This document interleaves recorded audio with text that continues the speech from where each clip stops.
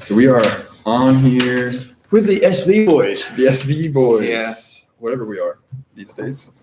I don't know, what's a thing for SV that we could use? There's no more good puns. That's the problem. But people have been calling us BSV boys, but I don't know, we don't want to do tickers anymore. that's the problem. Yeah. Yeah. We're done with tickers. No more tickers. Yeah, no more tickers. Yeah. But thank you again for doing this one more time. There's a few places I wanted to start, but I guess first thing, we'll recap from Wednesday. The whole conference started with the idea of Bitcoin as a commodity ledger, right? And as we talked with everybody at this conference, day in, day out, what that means keeps getting bigger and bigger.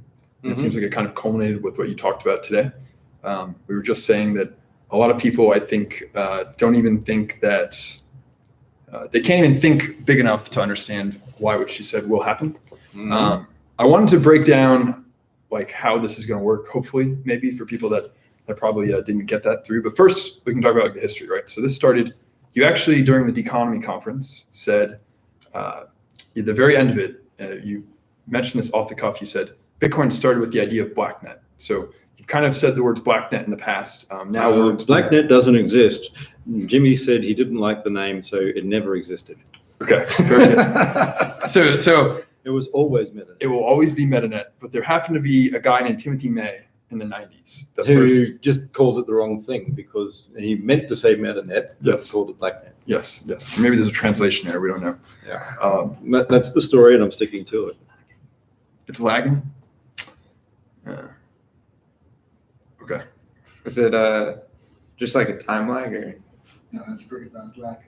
It's pretty bad. You kind of like juggling. Can you at least hear it? I don't really care if people can see it. Can I hear it? I've got my headphones. Okay. Let me check if you can hear. Because I don't care if people can see. Internet's been crappy today.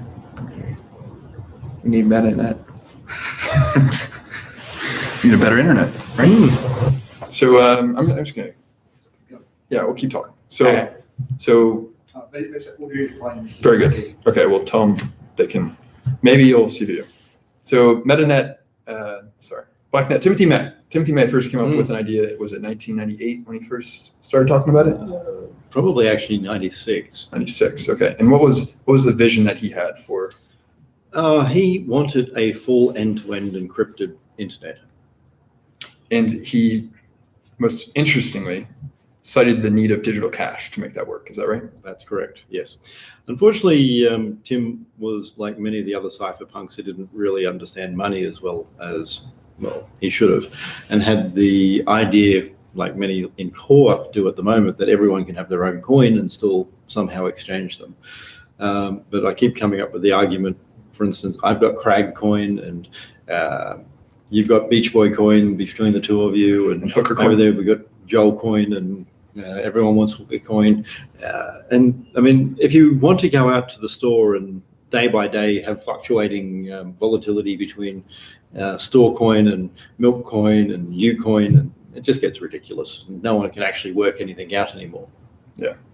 So another kind of big thing of his vision was everything would be purely anonymous. Is that right?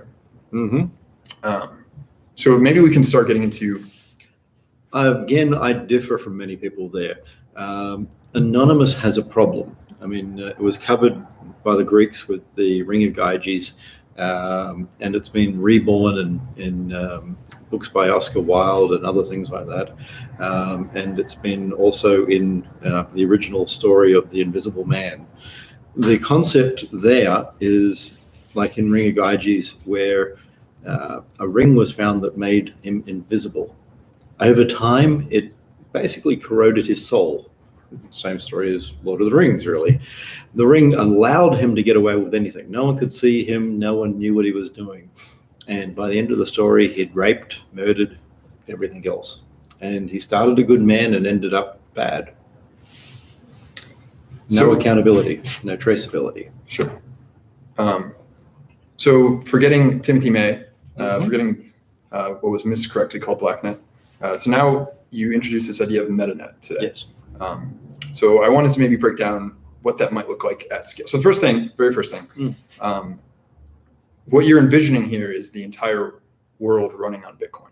And so I think for a lot of people that have been used to the past 10 years of thinking that 1 megabyte was the biggest thing we could do on Bitcoin, you, I think at one point in your slides had like 40 petabytes or something, 40 petabyte blocks in 2040 or something like that. I might be misremembering numbers here, but that's an entirely different scale of Bitcoin than anyone is thinking of. Correct. And so I wanted to talk about how is this going to work, because the idea of putting everything on the blockchain has actually been ridiculed, right? Moore's law and even storage laws keep increasing, and they're going to. We're not anywhere near any limits. In fact, with the current research technologies with under 1.5 nanometer developments, it's going to be maybe 15, 20 years before we hit the current research technology. And so why worry about what is past 20 years when we know that we're going to have that growth? We're building new forms of RAM, new forms of multi-access SSDs. So we're getting faster, cheaper, and better storage devices, processing units, networks, etc. The fastest fiber now, which is growing faster than the actual growth of the internet, is in the order of, for a single fiber, 672 petabytes a second. Now, when you start thinking that you can then bundle these and spend more money to do it, and that it's basically in a single fiber you can put the entire world's internet traffic, and you then think that the speed of growth here is actually faster than the growth, because we're starting to actually saturate the internet. There'll be more people coming on, but the number of people on the internet, the number of people with cell phones, is already hitting a limit where we're not ever going to double that. I mean, we're not going to have double the number of people using mobile phones. With the initial growth, we did. But when you've got 80% of the population in the world using a mobile phone, then you can never get 160% unless we get people to start breeding and make the world's population 16 billion. So, and I don't think that would be a good thing to really sell to push using more mobile phones. Yeah, probably not. Isn't it weird that everyone ignores the quote from Satoshi in, was it 2009, that said, we can scale past Visa today with existing hardware? Yes. Isn't it weird that we're still kind of stuck in this mindset? Yes, and they also love to say he was wrong when he said that everything would become specialized in specialized data centers. That's not what he meant, they say. What he meant to say was it would be specialized data centers of Raspberry Pi. Yes. Well, and so specialization seems like the whole goal of the Terranode project seems to be to modularize and specialize the Bitcoin node software itself. Right. So taking a look at kind of the paper that you had sent out earlier, maybe it'll be further public. You kind of described this idea of an overlay network on top of Bitcoin. Yes. Right. So I mentioned Bitcoin is effectively a Mandela network. So the way you would look at that would be the core small world of hyperconnectivity is the center of the network, which is the center of the multi-layer Mandela. Now, on top of that, you will have the business networks who sort of organize keys and sell information access, act as wallets, act as apps, act as sort of commercial internet access. And on top of that, you will have true SPV, which will be something that we'll be talking about soon. Now, SPV doesn't exist. There's no Bloom filters in SPV and there's no servers. It's remarkably simple. It doesn't need fraud proofs. Everything that was promised in the white paper is doable. And when people see how simple it is, which we'll be releasing in the new year, a lot of people are going to kick themselves and say it's not possible and go into denial and huddle in corners and go, Craig Wright couldn't have said that. The world is ending, whatever. I know you were frustrating someone at this conference who wants to build it, and you kept saying it's very simple. And I had a beer with him the other night, and he was like, I don't see how it's so simple. I don't see it. So hopefully that does happen. It is one of these things where people sit there and they go, It can't be that simple. I've got to be missing something. I can't see anything wrong with this. It must, no. And they spend about 2 weeks going, no, it can't be. That's too simple. You mentioned a Mandela network. That's another thing that I like coming to this conference. Someone sent me the paper on that the other night, and I had never heard of it. Can you maybe just talk a little more, like, what is that and why is it so important and special, I guess, and new? So a Mandela network is a form of network that doesn't really occur much, but involves a hyper small world graph in the center, which is what Bitcoin ends up becoming. Now, it then has all the lower connected nodes, the equivalent of peer-to-peer, true peer-to-peer, and you have sort of organizing nodes, which form 3 layers.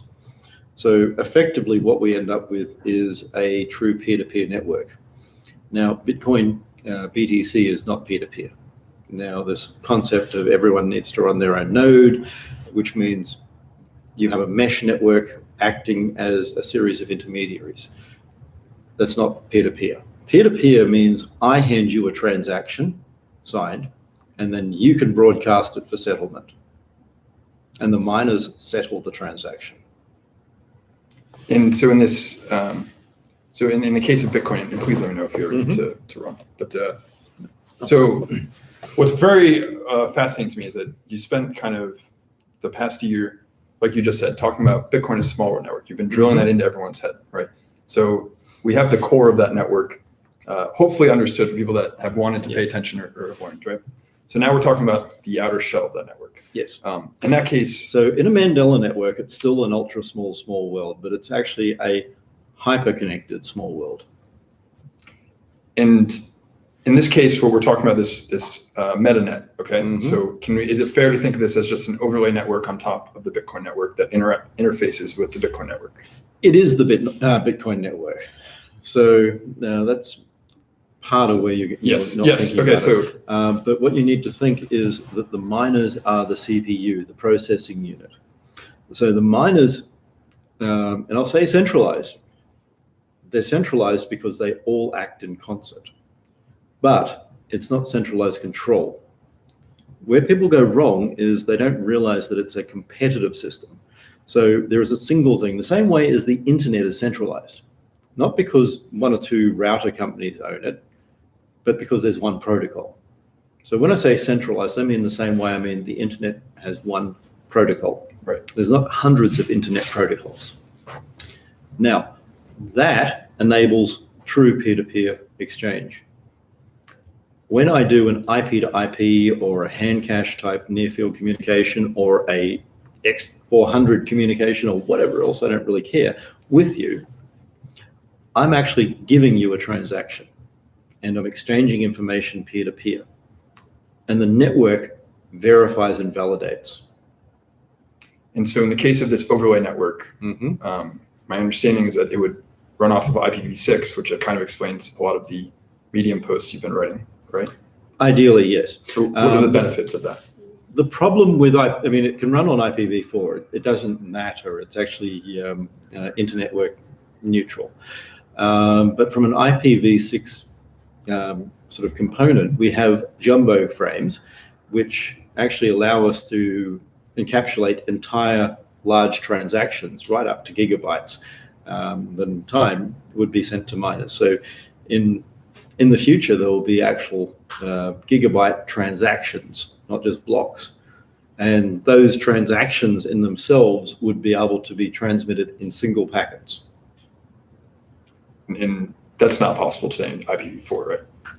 In IPv4, no. The frames will get split up, and IPv4 only handles 64 point whatever K. Okay. And so what you're really, so if I'm a node on this overlay network, which maybe we can classify it as a separate node, right? It's not a miner. So in the case of... It's something else, so it's not the same. I mean, it would be a business node or something else. So it's not a mining node.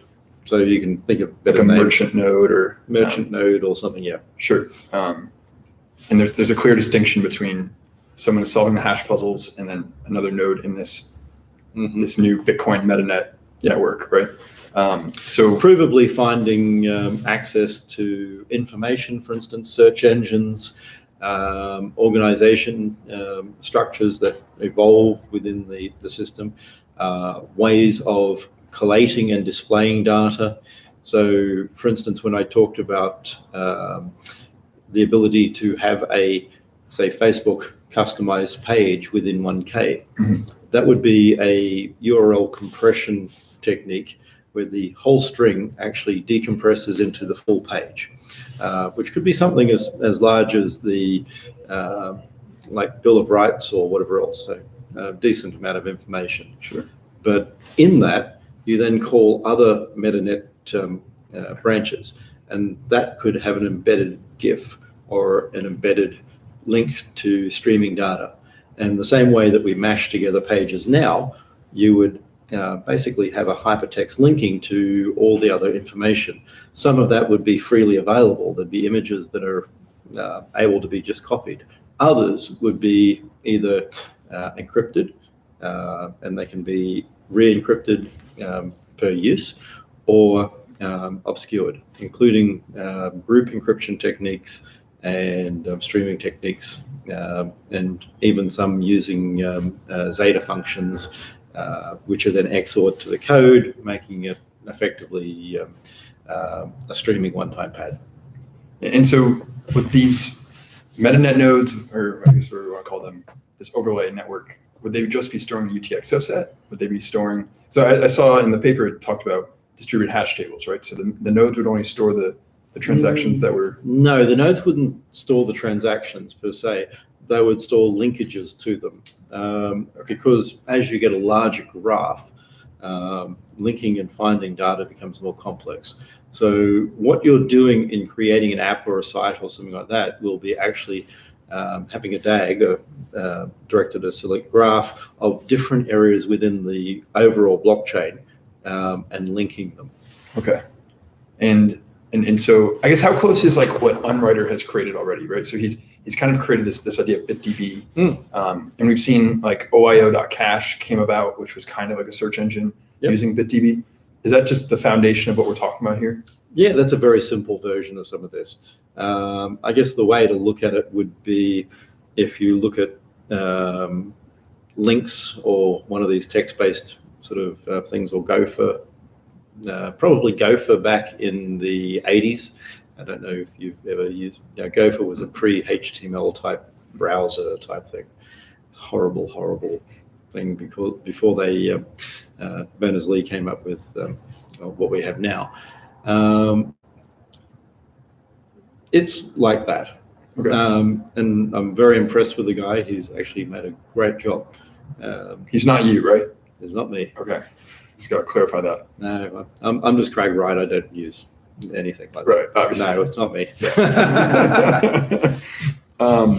And so what is an IP multicast transaction broadcasting system? That's reference. So what does that mean? Like what? So in multicast, you have a group of machines that are registered, and rather than broadcasting to everything in a range, like when you have a broadcast 255 address in a C class, every machine gets splattered out with something. With multicast, routers can selectively send packets. And so we can actually have paid multicast groups, which would allow members of, say, a subscribed TV channel to get the packets and to route through where they need to go and then split. So rather than sending, say, the four of us in this room here are subscribed, and one of us drops out, then the router to us will send to a point one stream and then split it to the two of us, but not you, because you didn't pay your bill. And the router over there will send to Joel. But simultaneously, it will branch out across the internet. So what we will see is a single stream at one point in a router until it gets right at the end and then branches. Meaning that instead of both of us having the same stream, twice, we only have one stream of data right to the end routers, Wow. Okay. which is just efficient. Yeah. You mentioned, I mean, because one of the parts I thought it was interesting, right? You mentioned like true privacy, right? You Yes. could have, you said you could make IP to IP transactions off chain. Yes. Can you just talk a little more, like what is that? How does that work? So we have a number of techniques that should have been there right from the beginning. They follow IP to IP, which would enable us to either do a direct connection person to person.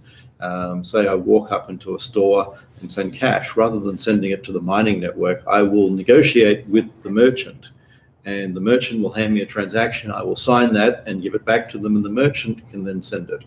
So there's no connectivity from me at all. It's all from the merchant. Now, without reusing keys and using different keys every time, it then becomes hard to trace. So the merchant no longer knows 2 hops down whether the change location is me or another merchant, etc. That's interesting. Very cool. From a business perspective, this sounds like a completely auditable process, an audit process. So I mean, where do you see audit 20 years from now? auditing, yeah. I mean, is there I any- see computer-aided audit techniques. Some of the things I used to work on coding, actually just sitting as an overlay for all of this. So white paper 0001, the first one that went to patent of mine, was actually a automated accounting system for business.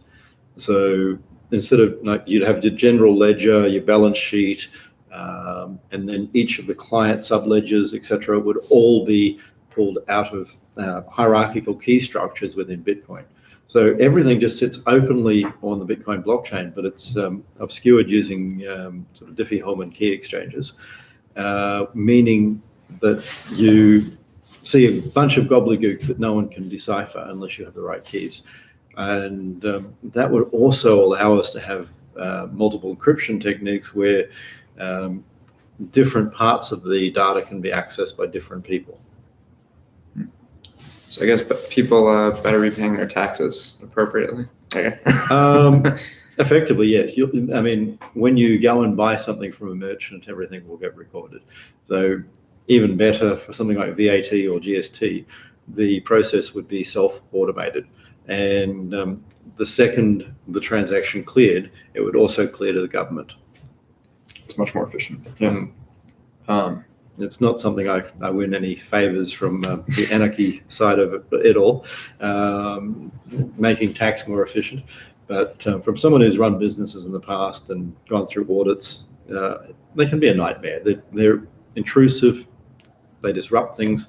I remember we went through audits and it actually stopped business for about 6 months. We had staff pulling together papers and showing what we've been doing. And while they were doing that, they weren't doing research. So this is way off topic, but what I've actually really enjoyed about this conference is I've met a lot of the people that work at nChain that are not on social media, not professed shitlords, and they're extremely bright, intelligent, and they've kind of mentioned how distracting this entire hash war has been from their real work, which all sounds much more interesting. Yes. I just wanted to all say, we want to do is keep the protocol the protocol. Yeah, it's been really cool to see these people that you aren't seeing on Twitter and all that kind of stuff. Like actually, they're all very intelligent. So you put together a good team. It seems like, yeah. Yeah, I think if you listen to anyone, I must have just hired a bunch of actors for the week. Yeah, I guess so. Very smart actors, but Very smart. Yeah. So maybe we can just keep walking through this Metanet, right? So I guess for people that don't know, like, what is a distributed hash table? Distributed hash table is basically just a way of organizing and referencing data. So if you look at something like Hadoop or the Lustre file system, all you're really doing is organizing a set of hashes of the value, so you know when they've changed and all the rest, so that you can reference the locations of data and rebuild anything in your system. And so these nodes on the network, on the Metanet itself, how will they be that will probably take too long to explain, but if people want to look up something like, I mean, I'd point them to the Lustre file system. I've really taken a lot of sort of direction from the workings of Lustre. Played with Gluster as well a little bit, which is actually very different, although only one letter different. But Lustre's a distributed system in cluster computing. Okay. And so in the case of, this is where I'm trying to put together this middle part. And that's what I've noticed. I noticed everyone after the presentation I was talking to, it was like they understood here and then here. I'm trying to figure out maybe the middle part of this, right? The simple way it will work at first will be the incorporation of simple web pages. So if you can imagine a script that includes a decompressible encrypted web page that displays on your app or something like this, that then brings up information such as a QR code or maybe a link to an image, an invoice, a packing order, delivery information, something like that. That'll probably be the earliest uses. Sure. So like I've been talking about, say a DHL packing order, you could fill that out and it will be embedded low cost within a transaction. Okay. And so can we even walk through the car example I think that someone asked about? So because you had some slides on I have pictures, I might pull it out here for myself here, but so let's say you have a web page that is selling a car or something. Okay. Today, how is that web page structured on the internet, and then comparatively, how to be structured on Metanet, right? Because it seems like the way at the moment is you link to images, you have text, and is depending on who you are, different fields will link to different data sources the same way. But then we'll also link to tokens to do with the car. You'll be able to dig into more information if you have the required permissions. So in the car example, for the registered car, we would be able to actually go through and scan all the parts, look at when anything was changed. So the sale of new tires would be recorded, the manufacturer, etc. So you'd know whether they were retreads or anything like this before you even looked at the car. If the engine had been rebored, all of that would be recorded. So what you would see is a series of Merkleized structures pointing to tokens for everything, effectively. And I've talked about this one in the past, and this is part of how you get such big data. So you have metastructures of tokens. So rather than ICO type tokens, what I see for tokens is that camshaft would be tokenized, the steering wheel would be tokenized, the windscreen, the bonnet, the parts will be tokenized, and you'll be able to view all the information about something. And where I'm talking about the Internet of Things and the Internet of Everything in the future, that will go down not to the device, but the individual components of the device, individual boards, etc. And someone could then view manufacturing information and have more honest information, because they'll be able to actually do customer surveys about the reliability over time. Do these parts work after a recall? What was the effect? This brand, when it uses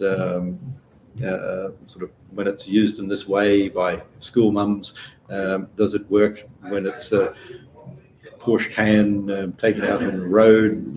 Does it work when it's taken off-road? Probably never in reality, but etc. And people will actually start being able to do real research on all this, and the data will be valued, and depending on what people want to access, there'll be different values for it. But anytime you alter any of that information, such as you have a service and you change parts, you'll be able to view what was changed, and the complete history of everything will be there. I'm sorry, but it ruins Akerlof's market for lemons, because there'll be no lemons. I mean, everyone has perfect information potentially. So once you get to that, and you can actually audit something and invalidate a sale because someone has actually done a repair to the car without having it registered, then it would actually validate the sale because you have bought something different to what you purchased. So this is kind of explaining the progression of what you've been covering for the past. I mean, really, you started with let's examine the network topology, let's examine why the topology is important, Yes. right? You then pretty much went into tokens and the whole. I mean, I remember you talking about tokenizing every transistor in a laptop to Correct. right from. I mean, that's incredible to think about the implications of doing that. And if we can't look at where the target's going to be, then we're not going to be able to aim for it. sure. So we had an example earlier in the day, David Jerry, of sending people to the moon. Mm-hmm. And there was one little error in his diagram. He had the Earth and the moon there. And the problem was you don't actually aim for the moon when you send people to the moon. If he wanted to do it correctly, you would have the track around the moon, except the moon would be down here because you aim and the moon moves, and then the rocket ship will hopefully be in the right. That's why it's actually complex and why people say rocket science is because you're not aiming at a stationary target, you're aiming at a moving target with a moving target. Yeah. You referenced, I mean, we've had so many conversations about the implications of using Bitcoin as a global ledger and how this will look 10, 20, 100,000 years from now, assuming hyper Bitcoinization. I don't know about 100,000 years. I don't go that far. Sure. You referenced my second favorite science fiction series, which is Foundation. You were talking about Isaac Asimov and I'm glad you recognized it. the analysis of history, right? Yes. When you kind of think about a very grand level, I've actually always compared Google to, I've always thought if you were Google and you could see the before and after of externalities, right? Yes. I mean, aren't we talking about an entirely different way of learning from history with Bitcoin, assuming that this happens? We are. I have to go on about within 5 minutes, Okay. but Yeah. if you think about that series, it was actually very prescient, and I loved that series. Now, the thing to think about there is, as data gets so big, not information, data, if we record everything, every bit of data from every device, every time my heart rate goes up and down, all my blood pressure information, then I'm not recording information. My access to that is information.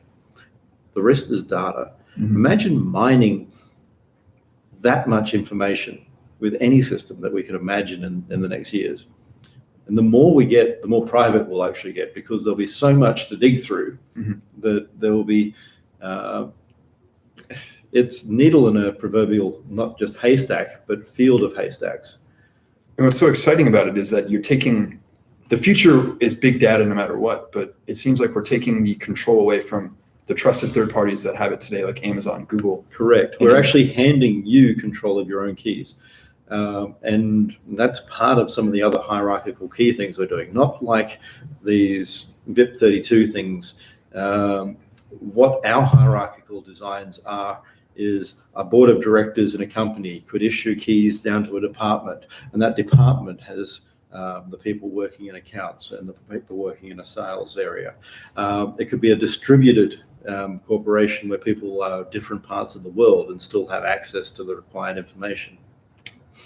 It's a very bright future when it could be dystopian in another sense, couldn't it? Right? I mean, that's why it needs to be capitalist. Yeah. Now, many people get what capitalism is in a wrong way. It's not about greed. When we talk about the self, we're talking about in Adam Smith and the theory of moral sentiments. I mean, it is about people and relationships. To be a butcher or baker or any of these things he mentioned, you have to be that person who also keeps your customers happy. You're not trying to rip them off, etc. Yeah. Well, I guess I'll just say we'll wrap it up here, but congratulations on finishing. When we talked to Jimmy yesterday, he said, of course, when you're on vacation, you were working and you came to him and said, I've solved it. You said it was a 20-year problem, that you've been working on this for 20 years. Is that accurate?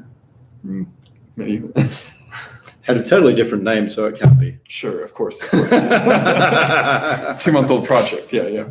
Well, congratulations. I mean, it's very exciting, and I think I'll just reiterate what we've been saying all week is that, so, Thank you. yeah, thank you.